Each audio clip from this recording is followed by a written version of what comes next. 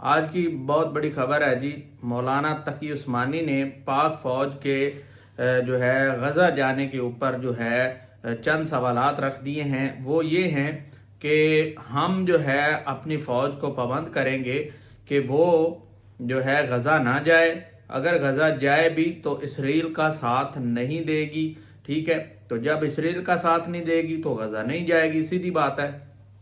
تو اگر اسرائیل مطلب کہ جو حکومت اور اس کے علاوہ جو امریکہ کا مطالبہ ہے وہ یہ ہے کہ آپ جائیں، فوج کو بھیجیں اور وہ پروٹیکشن کرے، اور حماس کو جو ہے وہ پروٹیکٹ نہیں کرے بلکہ اسرائیل کو پروٹیکٹ کرے، ٹھیک ہے؟ حماس کو جو ہے وہ ہتھیار ڈالنے کا کہے۔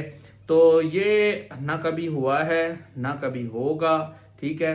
اور اس پہ جو مولانا صاحب کی سٹیٹمنٹ ہے وہ واضح ہے کہ ہم فوج کو اس لحاظ سے نہیں جانے دیں گے کہ وہ جا کے حماس کو غیر مسلح کرے، یعنی حماس سے جو ہے ہتھیار چھین لے، یا پھر جو ہے وہ اس کو ہتھیار چلانے نہ دے اسرائیل کے خلاف۔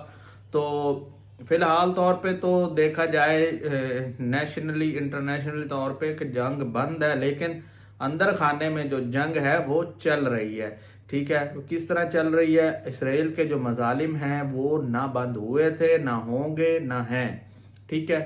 تو مزاحمتی تنظیمیں بھی اس میں ہیں، ٹھیک ہے، مزاحمت کر رہی ہیں، لیکن باہر جو شو ہو رہا ہے وہ یہی ہے کہ اسرائیل جو ہے وہ ابھی کارروائی نہیں کر رہا، نہیں، اسرائیل زمینی ڈرون سے، ٹھیک ہے، انٹیلیجنس کے ذریعے کارروائی اس نے کبھی روکی ہی نہیں تھی، ٹھیک ہے؟ کبھی بھی نہیں روکی، نہ اس نے امریکہ کے کہنے پہ روکی ہے، نہ کسی اور ملک کے کہنے پہ روکی ہے۔